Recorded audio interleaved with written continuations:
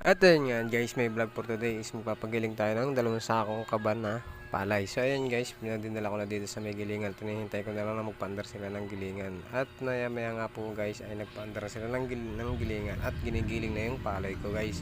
At ito na po yung kinalabsan guys ng ating palay. Ito na po yung nakuhang bigas. Yan yun guys.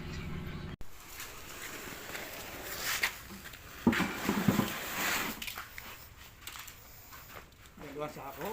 Amazing! 2 sako yun lang nakuha. I believe.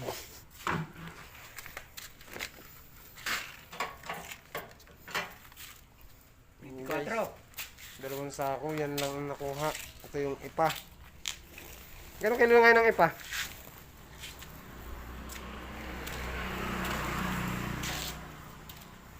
Ang sako mo. Yes.